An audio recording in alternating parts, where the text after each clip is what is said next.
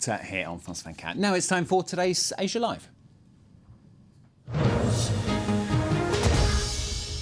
So here is today's Asia Live now then, and its aim, according to its chairman, is to create a unique platform to discuss the future of the Asia Pacific and to contribute to achieving sustainable, inclusive global growth. In all, 21 member states on the Indonesian island of Bali for the APEC summit to try to create more opportunities for trade and investments. Well, France 24's Carrie Notton is there for us. And Carrie, I gather the TPP is top of the agenda there.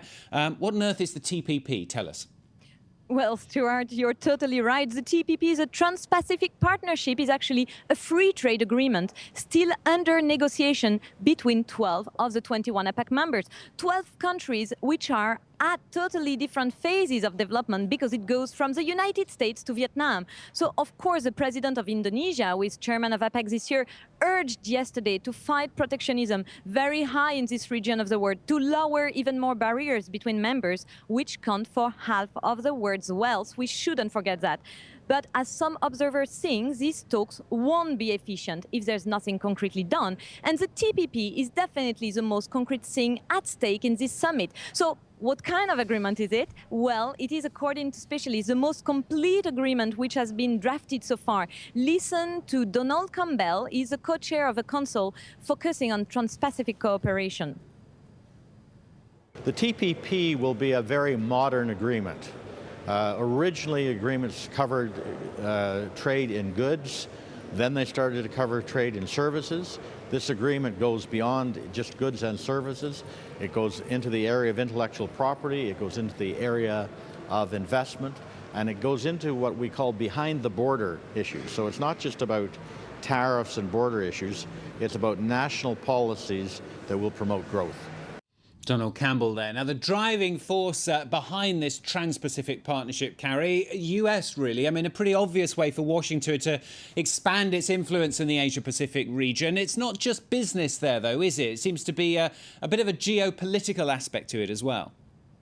Well, Stuart, you may have heard about Obama's Asia pivot strategy, Well, the TPP is actually the economic leg of it. It is a way to expand American influence in the region, as you may guess, against China. So now you may wonder, what does China think about the TPP?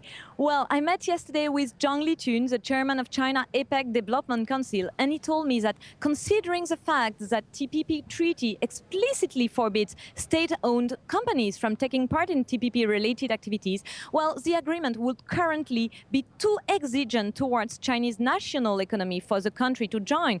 So, of course, he added that China's attitude wasn't to reject TPP once and for all, but to observe how TPP evolves and maintain an open-minded, flexible position on this issue.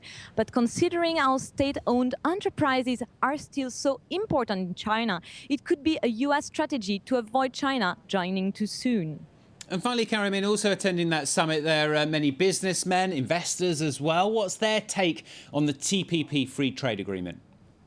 Well, they're very happy with it. The region is generating 44% of the world's trade, so for sure, even less barriers, covering even more industries. It's good news to the business world. And of course, they take APEC talks as an occasion to do lobbying for their own ventures. But most important for them, APEC is a way to check how the leaders are going to orient their economic policies. Take Malaysian Tony Fernandez, for instance, who is AirAsia chairman. We call him the Asian Richard Branson here. Well, Tony Fernandez told us he was impressed. Finally, politicians are more aware of the impact of liberalization and the need to fight protectionism. This is really new in this part of the world. Listen to him. Asia is a little bit worried that are we so far behind that Asian companies can't compete. I come from a different school, that I think that if we want to be the best, we must compete now. People are seeing the benefits of liberalization is actually that economies will grow, jobs will be created. So I leave here more positive than maybe when I came here. Stuart, sorry. The APEC summit is closing in an hour. Of course, Obama's no-show has been one of the main events itself. Still, US negotiators came along with John Kerry and worked with their counterparts behind closed doors on the TPP final draft. The US has said 3 days ago they still hope to sign it before the end of the year, but thinking of 2014 would be more realistic. Kerry, thanks very much. It's Kerry Noten, our correspondent there, joining us from the APEC summit in Bali for today's Asia Live.